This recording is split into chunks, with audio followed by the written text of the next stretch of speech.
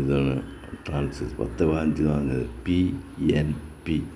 കണ്ട, പി എന്ന് പറഞ്ഞ് ബേസ്, ഈ സെൻട്രൽ വരുന്ന എന്നാണ് ബേസ്. കണ്ട, ഇത് ബേസ്, ഈ ബേസ് ഇത് ബേസ് എന്നാണിത്. പിന്നെ ഇത് പി, ഇത് പി. അപ്പോൾ PNP.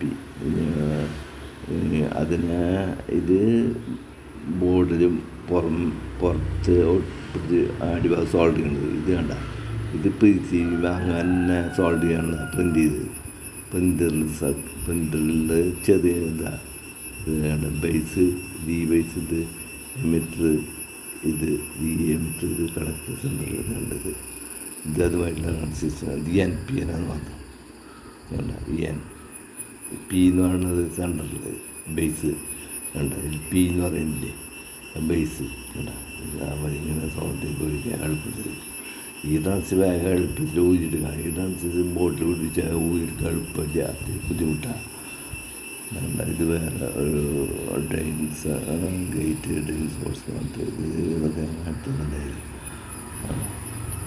ഇതൊരു ബാറ്ററി ചാർജറാണ്, റിലേ. കണ്ട, ഈ കട്ട കണ്ട റിലാണ്.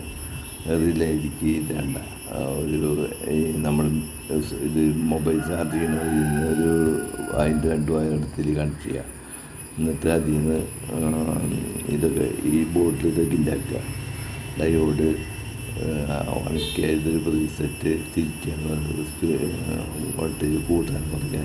പിന്നെ അങ്ങനെ കണ്ടക്ട് ചെയ്ത് ഇതിങ്ങനെ 3 വോൾട്ടിലേക്ക് വരും. ബാറ്ററി ചാർജ് ആകുമ്പോൾ, ഫുൾ ചാർജ് ആകുമ്പോൾ ഇത് കത്തും, ഈ പച്ച. അതുപോലെ ഇവിടെ പെർസെൻറ്റ് വെച്ചേക്കണമെന്ന് വെച്ചാൽ റെഡ് 5, അത് ചാർജ് കണ്ട, ചാർജ് ചെയ്തുകൊണ്ടിരിക്കും. ഫുൾ ചാർജ് ആകുമ്പോൾ റിലേ ഇതിങ്ങനെ ചാർജ് ചെയ്തുകൊണ്ടിരിക്കും. ഈ സെൻറ്ററിൻ്റെ കണ്ട, ഡയോഡിന് നടുക്കുള്ള ഇങ്ങോട്ട് ചാർജ് ചെയ്തുകൊണ്ടിരിക്കും.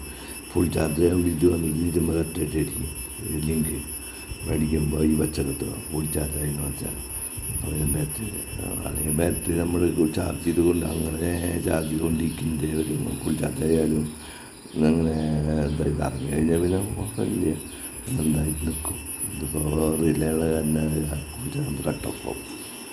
എന്താ ന്യൂക്ലിയർ ബാറ്ററി പറയണേ, ബെറ്റ വോൾട്ടിക്ക് എടുത്താൽ അതിക്ക് ചൈനയുടെ 100 വർഷമൊക്കെ എഫിഷ്യൻസിയുള്ള ബാറ്ററികളൊക്കെ പറയാൻ പോകണം. എന്താ 2 കപ്പാസിറ്റർ ഇട്ട് ഇതിൻ്റെ പോസിറ്റീവ് ഇതിൻ്റെ നെഗറ്റീവ് നമ്മൾ കണക്ട് ചെയ്ത് ഇപ്പോൾ കപ്പാസിറ്റർ വന്നില്ലേ 1/2 സീരീസ് കോഡ്. ഇവിടെ 12 വോൾട്ട്, ഇതിൽ 12 വോൾട്ടിൻ്റെ ഇത് പോസിറ്റീവ് കൊടുക്കുക, നെഗറ്റീവ് കൊടുക്കുക. അപ്പോൾ എന്നിട്ട് ഇതിൽ നിന്ന് 24 വോൾട്ട് കൂടുതൽ കിട്ടും, വോൾട്ടേജ് കൂട്ടിയിട്ടാക്കാം. പിന്നെ ഇത് വരണം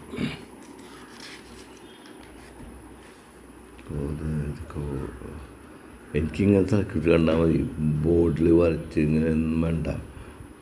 അതൊക്കെ ഞാൻ പരീക്ഷിച്ചിരുന്നില്ല. ഇലക്ട്രിക് ഫെൻസിങ് സർക്യൂട്ട്, ഈ കമ്പ്യൂരി മൃഗങ്ങളെയൊക്കെ പേടിപ്പിക്കാൻ. അത് എപ്പോഴും ഒരു കറണ്ട് വരുന്ന ഫ്രീക്വൻസി അനുസരിച്ച് ഇതിവിടെ ഇതിങ്ങനെ ഒരു സ്ക്വയർ പൾസ്, അങ്ങനെ സ്ക്വയർ പൾസ് ഇങ്ങനെ വരും.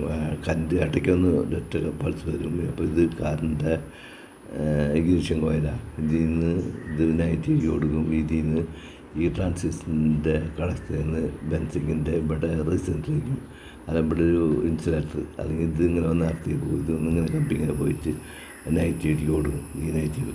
അപ്പോൾ ഇത് തൊടുമ്പോൾ മൃഗങ്ങൾ പെട്ടെന്ന് കറണ്ട് വരുമ്പോൾ അത് പേടിച്ചോടും. പിന്നെ കറണ്ട് പോകും, പിന്നെ കറണ്ട് വരും, പിന്നെ കറണ്ട് പോകും. അങ്ങനെ ഒരു സർക്യൂട്ട് അത് 555 തന്നെ. അതൊക്കെ ഇതൊന്നും എഴുതിയില്ല, 555 എഴുതിയില്ല മാത്രം. ഇതൊക്കെ ഓരോന്ന് അറിയാൻ പറ്റിച്ച് ഓരോന്ന് ഉണ്ടാക്കിക്കണം. ഓരോ സംഗതികളുണ്ട്.